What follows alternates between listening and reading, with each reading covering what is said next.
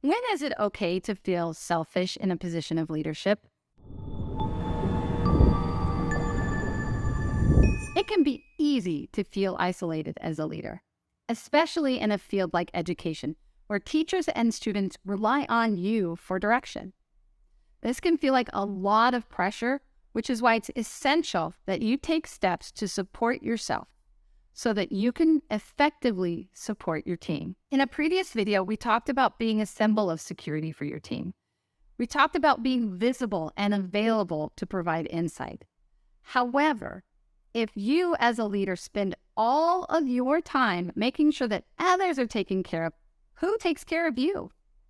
That's why today I want to talk about the importance of making self-care and rest a priority. This may make you laugh because, when do you have time to do self-care and rest, right? But imagine for a moment you're sitting at your desk with your computer in front of you. On your desktop, there are a bunch of windows open. And now your computer is running really slow. Then, instead of making it process less, you start to even open more tabs and more apps, simply because you have a lot of work to do. This is essentially what happens when we feel overwhelmed, which leads to feeling isolated and bogged down. The best thing you can do to manage a heavy workload is to close some of those tabs and give yourself more processing power. How do you do this? Well, one of the biggest things to do is to prioritize your rest time. A lot of times after a long day, we try to come home and relax, but it takes a while for us to just unwind.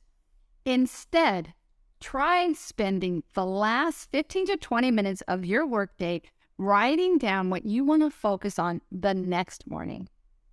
This way, you don't worry about that task and if it will fall off of the list and get flooded with other priorities.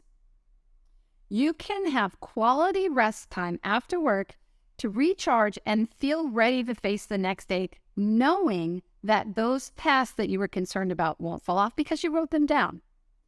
Leaving work, knowing your priorities are taken care of for the next day, gives you the freedom to leave your work at work. As someone who works from home, it is critical.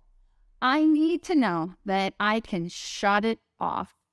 My office is in the second floor and I go downstairs, and then it's really important for me to know that I have a paper and pen and I write down what I'm going to say or what I'm going to work on or what I need to remember for the next day. That way it stays in this office and doesn't follow me downstairs. The second thing you can do is set aside a block of time free from distractions during your day. Similar to setting up time to be visible, you can do the same with your independent work. For example, set aside an hour of work time that is your work time during the day. During this time, turn off your phones, put them on silent, tell people if you need me, leave a message, just please don't interrupt me. Pausing outside stressor is not neglecting them. Take time to get done what you need to finish and not what others need your help with. This way, you'll have plenty of time to focus during the day on whatever you paused during that hour. Make sure this is time you know you can focus and be most productive. For me, this time is in the morning, not between 3 and 5 o'clock when my brain is already overloaded with all the things that have come at me throughout the workday. Leaders focus on the bigger picture.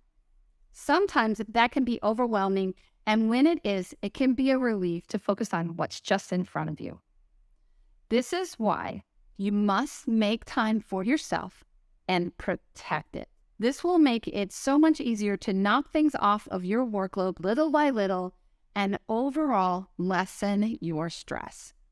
If you do this consistently, your staff will learn your routine and will know when not to interrupt you, thus creating even less follow-up for you once you make yourself visible again. They will learn to contact you outside of those blocks of time when you need that independent focus. I, in particular, do this on my schedule every day, Monday through Friday from 8 to 9 a.m. This helps me to prevent irritation, when I start my workday because I've had that time to focus on stuff that I need to take care of for me. Thank you so much for watching this video. For more videos like this, feel free to visit our free resource library at lighthouse-therapy.com. Thank you for watching and have a blessed day.